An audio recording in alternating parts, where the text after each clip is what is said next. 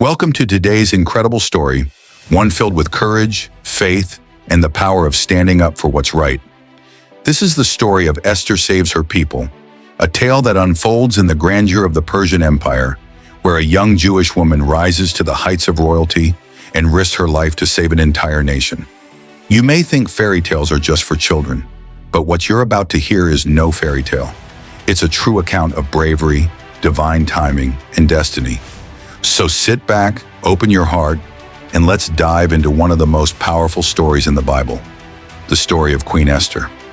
The story begins in the majestic courts of King Xerxes, ruler of the vast Persian Empire, a kingdom stretching from India to Ethiopia. He was rich, powerful, and known for his elaborate feasts and displays of grandeur. In the third year of his reign, Xerxes threw a feast that lasted 180 days. Following that, he held another 7-day banquet in the palace gardens for everyone in the capital of Susa. It was during this second feast that a bold moment changed the course of history. King Xerxes, in a drunken state of celebration, commanded Queen Vashti to appear before the guests so he could show off her beauty.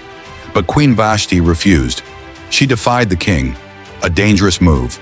Embarrassed and furious, Xerxes banished Vashti and declared a royal search for a new queen. Among the young women brought to the palace was a beautiful Jewish girl named Hadassah, known by her Persian name, Esther. Esther was an orphan, raised by her cousin Mordecai, a faithful Jew living in Susa. Mordecai advised Esther not to reveal her Jewish identity as she entered the palace. Esther didn't come with riches or royal blood. What she did have was grace, humility, and a quiet strength. She quickly found favor with Haggai, the official in charge of the women, and eventually with the king himself.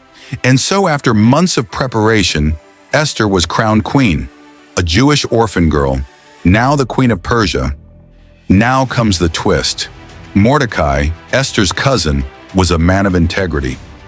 One day while sitting at the king's gate, he uncovered a plot to assassinate King Xerxes. He reported it, and the conspirators were caught and executed. The incident was recorded in the royal chronicles. But Mordecai wasn't rewarded, not yet. Then enters Haman, a high-ranking official who became second in command to the king. Haman was proud, arrogant, and demanded that everyone bow to him. But Mordecai refused to bow. He would not pay homage to any man, only to God. Haman was furious, but his rage went beyond Mordecai. When he learned that Mordecai was a Jew, he devised a horrifying plan, not just to punish Mordecai, but to annihilate all the Jews in the Persian Empire. Haman convinced the king that a certain group of people, namely the Jews, were a threat to the kingdom and needed to be eliminated. The king, unaware of Esther's heritage, agreed. A decree was sent out across the empire. On the 13th day of the 12th month, all Jews, young and old, men and women, were to be destroyed. Imagine the fear, the sorrow, the cries of families learning their fate was sealed by law. Mordecai, devastated, tore his clothes and put on sackcloth and ashes. He wept openly in the city, and word soon reached Esther. Esther was now faced with a choice. Mordecai sent her a message. You must go to the king and plead for your people. But there was a problem. In Persia, no one, not even the queen, could approach the king unsummoned. Doing so could mean death unless the king extended his golden scepter. Esther hesitated, but Mordecai's words pierced her soul. Do not think that because you are in the king's house, you alone of all the Jews will escape. And who knows but that you have come to your royal position for such a time as this? Courage stirred within her, and Esther replied, Go, gather all the Jews. Fast for me. I will go to the king, even though it is against the law. And if I perish, I perish. On the third day, Esther put on her royal robes and approached the throne room. The fate of her people and her own life hung in the balance. As she entered, King Xerxes saw her. A hush likely fell across the court. Would he be angry? Would he order her death? But the king was pleased. He extended the golden scepter. Esther had won his favor, again. Rather than pleading immediately, Esther showed wisdom and patience. She invited the king and Haman to a banquet.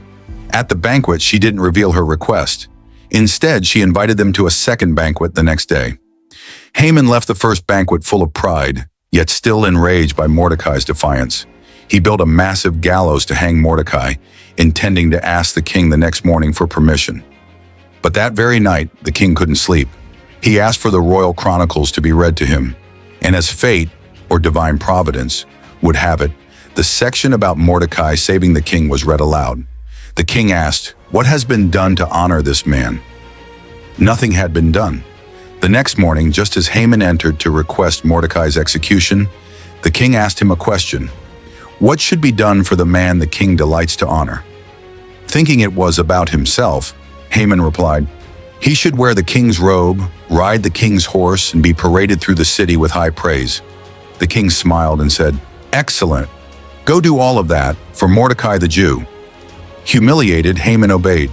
He led the horse through the city, declaring honor for the very man he wanted to kill. That night at the second banquet, Esther finally made her request.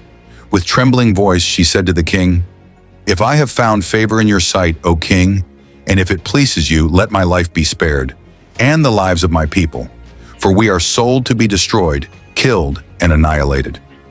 The king was shocked. Who would dare do such a thing? Esther pointed. "The adversary and enemy is this vile Haman." The king stormed out in fury. When he returned, he found Haman pleading for his life, falling onto Esther's couch in desperation. The king interpreted this as an assault. Haman was immediately sentenced to death and hanged on the very gallows he had prepared for Mordecai. But the danger wasn't over. The original decree could not be revoked. So the king issued a new one. The Jews could now defend themselves on the day of the attack.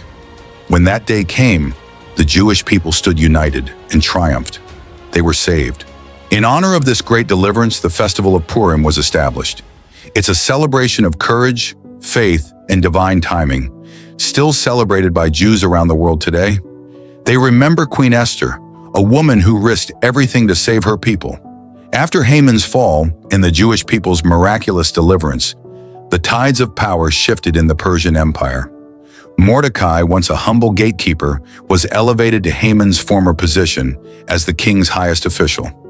He was clothed in royal garments, blue and white, with a crown of gold and a robe of fine linen and purple. The very man who refused to bow to evil now stood honored at the right hand of the king. His elevation was not just a personal victory. It symbolized justice, honor, and the triumph of integrity over corruption. Mordecai used his new authority to promote the welfare of the Jews and ensure peace among all people in the empire. Esther's story didn't end with the feast or the victory. As queen, she continued to use her voice to protect her people. She approached the king again, tearfully pleading for the complete reversal of Haman's evil plans. And the king listened. He gave Esther and Mordecai the authority to write a new decree, ensuring not only protection, but empowerment for the Jewish people throughout the empire. Esther had matured from a hesitant young woman into a wise and courageous queen. She was no longer just a beautiful face in the palace. She was a protector, a strategist, and a beacon of justice. Through her ongoing efforts, peace was restored and the Jewish people flourished. Thousands of years have passed since Esther's time, but her legacy endures. Every year during the festival of Purim, the story of Esther is read aloud in Jewish communities around the world. Children dress up as Esther, Mordecai, and even Haman, reenacting the story in joyous celebration. They exchange gifts, give to the poor, feast and rejoice, just as the Jews did on the day they were saved. Esther's courage has inspired generations, especially women, to speak up, lead boldly, and act with faith in the face of fear. Her story reminds us that no matter who we are or where we come from, we can make a difference. We can be brave. We can stand for what's right. And sometimes we find ourselves exactly where we are, not by chance, but because we are meant to change the world. The story of Esther teaches us many things: that ordinary people can be used for extraordinary purposes, that silence in the face of evil is dangerous, and that we are often placed where we are, not by accident, but for such a time as this. Esther's bravery echoes through the ages, a queen who didn't seek power for herself, but used her voice to protect the voiceless. And so, whenever we face fear, injustice, or impossible odds, may we remember Queen Esther. May we remember that even when God's name isn't mentioned, He's always at work behind the scenes. Thank you for joining us on this powerful journey through the story of Esther Saves Her People. If you were inspired by Esther's courage, don't forget to like, subscribe, and share for more incredible stories from history and the Bible. Until next time, stand for truth, walk in faith, and remember, you too were made for such a time as this.